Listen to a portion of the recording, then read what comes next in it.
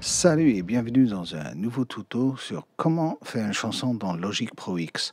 Dans cette série, on a échantillonné la voix de ma petite fille et puis on a commencé à faire une chanson. Donc, on va continuer à faire ça. Donc, qu'est-ce que j'ai fait là? J'ai en fait copié ça qui manquait dans le break. Donc, cet effet-là, j'ai copié de là à là. Et puis, je suis allé sur la voix et j'ai ajouté un petit peu de distorsion avec le Dada Life. Et j'ai enlevé la distorsion qui était dans la compression là, pour pas en avoir trop. Et là, je vais maintenant automatiser le delay sur cette voix.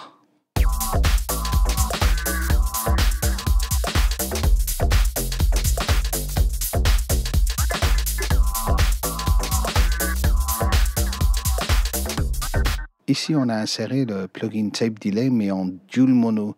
Donc, la gauche, on a un quart pointé, on va mettre un quart.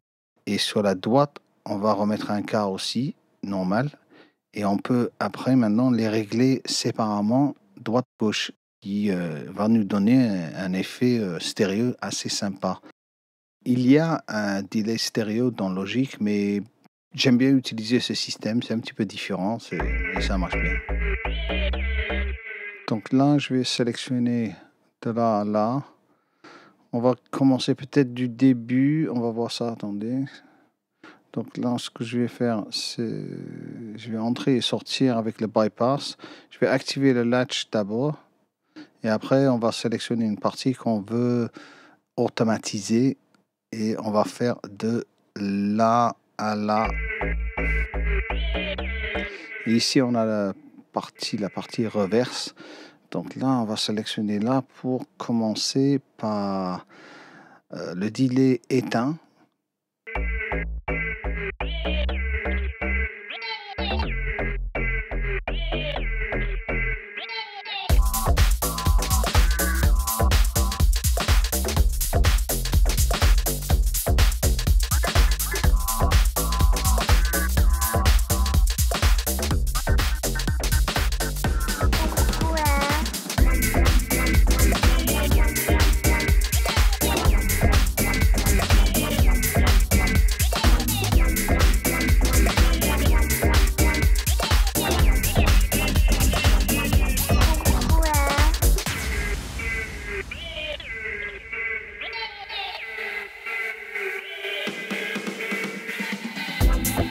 Donc là, j'ai automatisé maintenant. Donc, ce qu'on va faire, on va regarder ça. On va ouvrir l'automation. Et là, on va voir. On va faire un read. Et puis, ici, on peut voir ce que j'ai fait comme bypass sur le tape delay.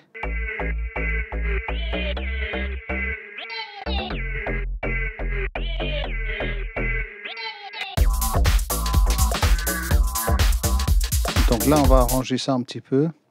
On va agrandir un petit peu. Et là, on peut voir qu'en fait, on peut le snapper ça. Donc, on va voir ça. Donc, Snap Automation. On peut activer ça. C'est un petit peu comme quand on bouge les régions ou autre chose. Ça fait une quantize directement sur la mesure. Donc là, ça la snap, en fait. Ça l'a quantifié. Et bien ajusté. De toute façon, j'étais assez précis. Mais là, ça fait beaucoup plus précis en utilisant la fonction snap. Donc ça, c'est bien à savoir. Donc là, on règle ça comme il faut. C'est le genre de truc que je fais souvent, c'est ajouter des petits delays comme ça pour rendre plus intéressant le morceau. Peut-être je vais ajouter un autre delay aussi.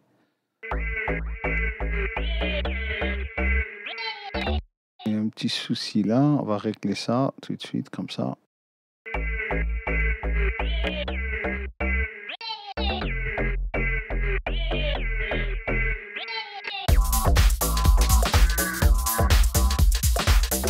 On va ajouter un petit peu plus de feedback, c'est un petit peu court. Donc là, on va mettre 25. On va voir ce que ça donne comme ça. Là, je vais ajuster la droite aussi, comme ça à 25.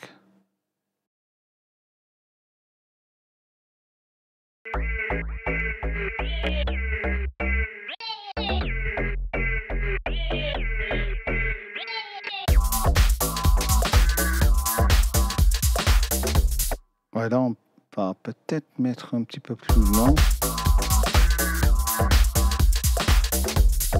Ouais, c'est un peu court. Donc là, je vais mettre à 40.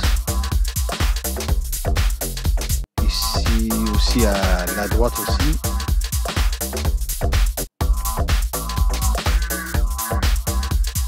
Ça, c'est bien. Bon, on va laisser ça comme ça. On va faire commande S pour le sauver. Là, on va fermer la fenêtre d'automation. On va réduire un peu la fenêtre. Donc là, on avait eu un petit peu d'automation.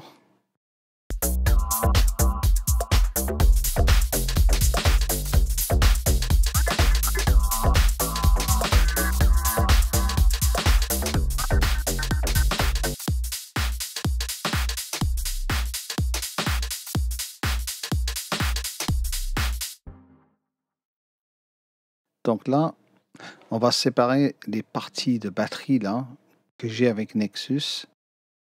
On va ouvrir Nexus ici. Et là, on va aller dans Layer ici. Et on va carrément muter chaque partie.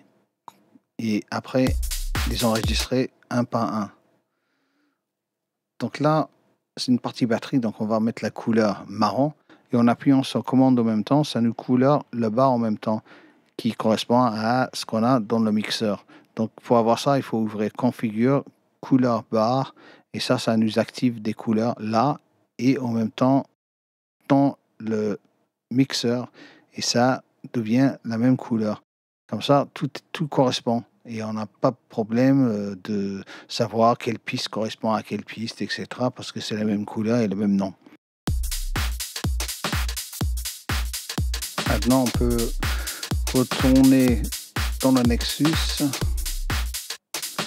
Et là, ce qu'on va faire, on va commencer à exporter chaque partie. Bon, je vais faire ça en off, mais bon, je vais vous montrer quand même comment le faire.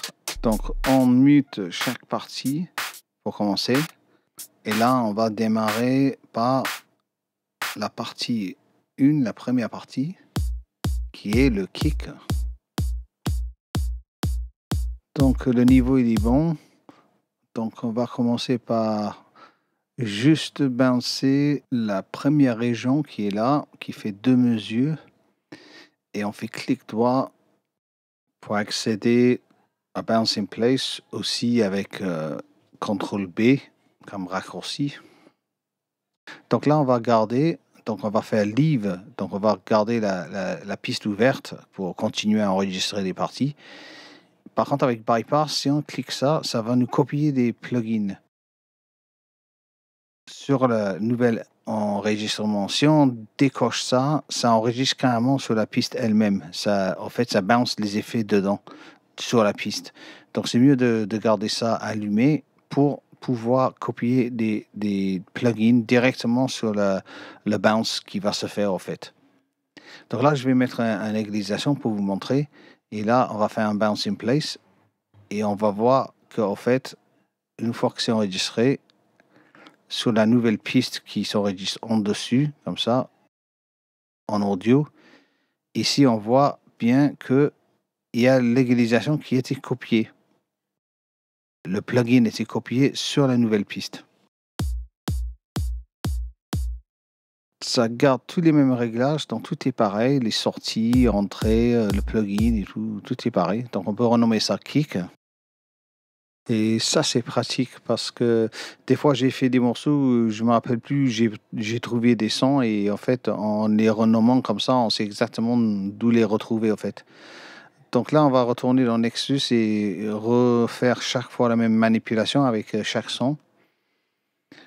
Et là, on va avoir un super batterie tout séparé.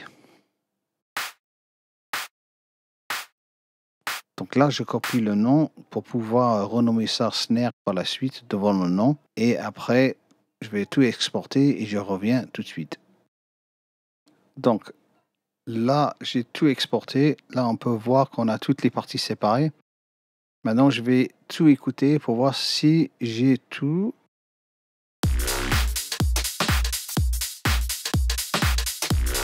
J'ai même gardé la basse dubstep, on ne sait jamais.